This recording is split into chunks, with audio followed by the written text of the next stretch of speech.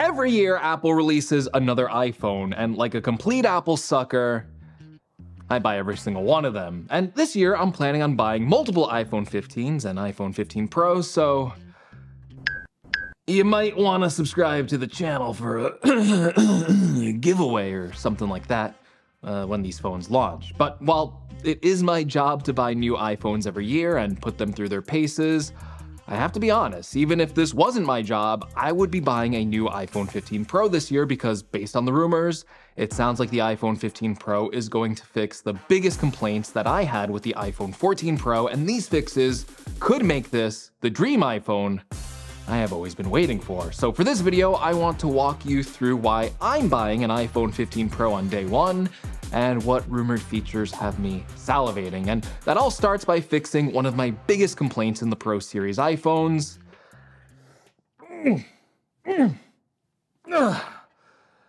These phones are just too heavy. Yeah, one of the selling points for the iPhones back in the day was that they were made of a durable and long-lasting aluminum metal, but they were also still lightweight and comfortable to hold, and that all changed with the introduction of the iPhone X, which switched its aluminum frame for a more premium-feeling stainless steel frame. And while the change to the stainless steel frame was fine on the X series, it got a little bit more complicated with more recent iPhone releases, with Apple releasing bigger and bigger phones with thicker casing and heftier batteries. This increased the weight from the initial iPhone X from 174 grams to 206 grams on the 14 Pro, and then 240 grams on the 14 Pro Max. That's an 18% increase in total weight on the smaller iPhone 14 and a whopping 37% increase in total weight on the Pro Max. And no matter how much I hit the gym, as my commenters keep telling me to hit the gym if this phone feels too heavy, I assure you I have been, and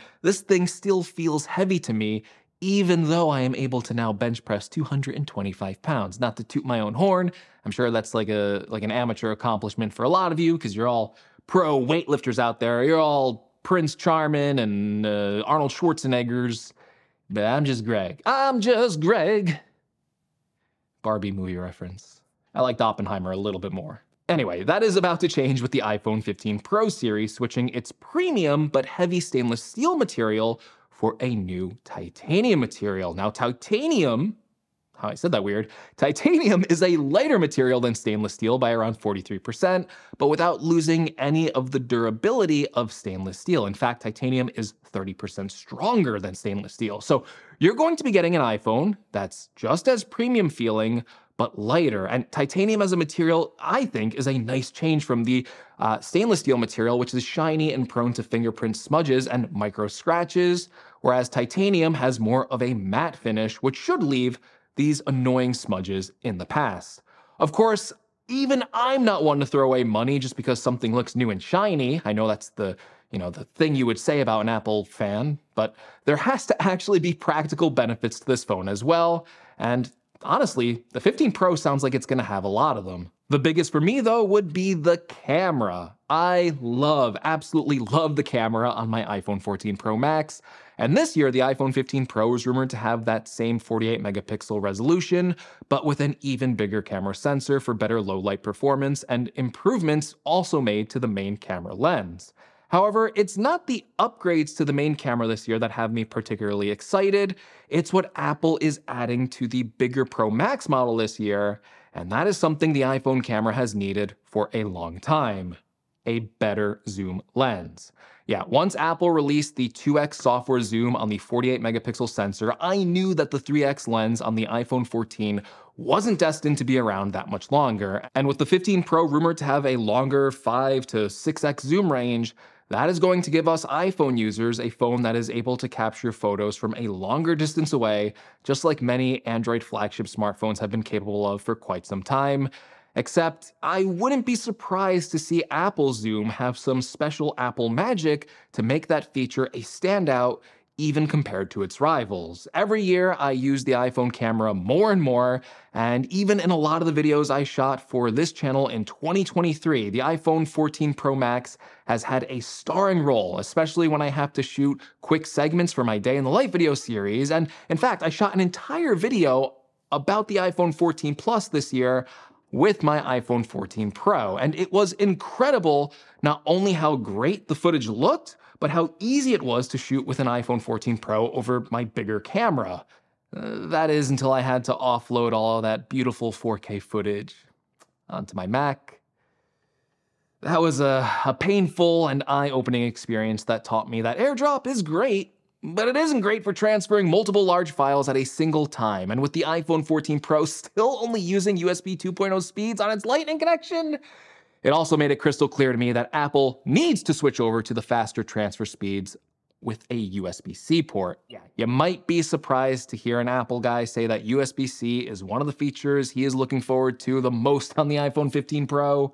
But it's true, and it's not even for charging. I have so many MagSafe wireless chargers and extra lightning cables from years and years of purchasing iPhones that in some ways the USB-C switch might actually be a little expensive to replace the sheer amount of lightning cables I've acquired over the years.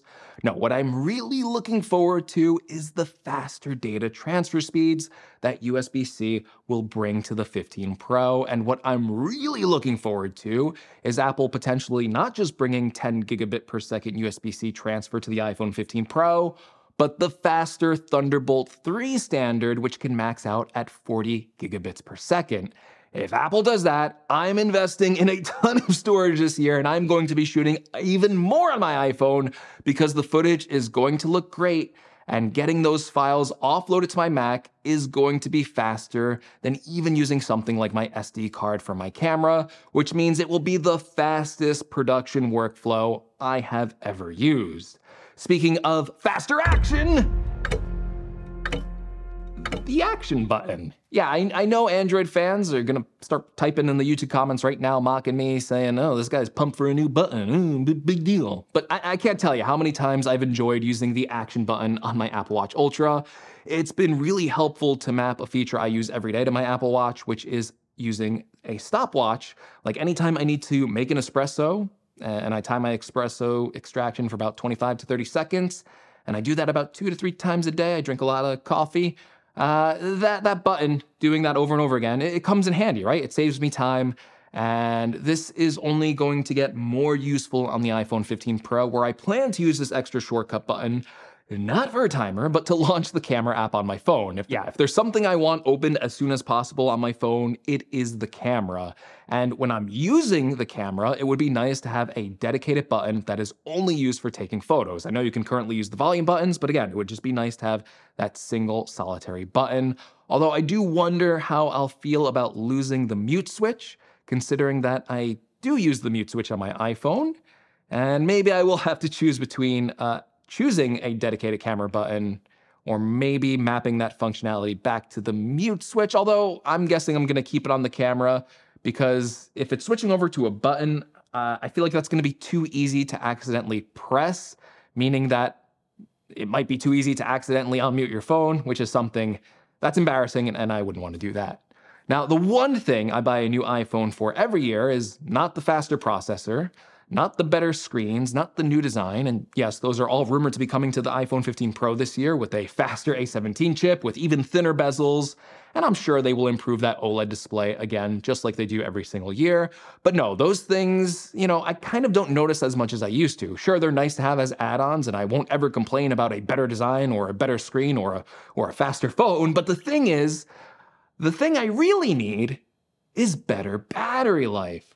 This has even been a recent controversy on the internet with people claiming that their iPhone 14 Pro battery life health isn't as good as their previous iPhones. And while that wasn't the case for me, considering the battery seemed to be degrading at the same rate as my previous iPhones, I still find that every year, the one thing I want out of my iPhone, the one feature I constantly need more of, is battery life. Now, at this point, I can safely use my phone for about a day without fear of it running out of battery power, but that's on an average day. Let's say it's a day where I'm traveling a lot or using my camera to shoot a bunch of videos or photos, or I have poor cellular reception.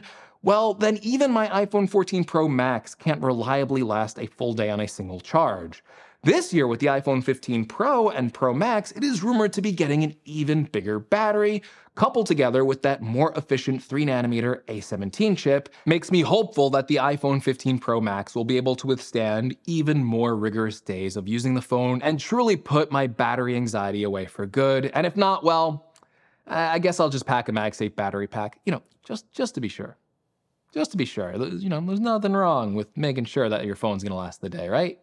But yeah, these are the reasons that I'm excited for the new iPhone 15 Pro and Pro Max, and these are the reasons I plan on buying one day one, even if I wasn't going to be reviewing it for you fine folks, which I am going to be reviewing in just about a month. It's about a month for being released, so if you want to see that full review and maybe potentially win an iPhone in a hypothetical giveaway, maybe you should subscribe to the channel, and if you like this video, be sure to give me a like, and also let me know your reasons on why you're planning or maybe not planning to buy an iPhone 15 Pro this year. I always enjoy reading your comments below.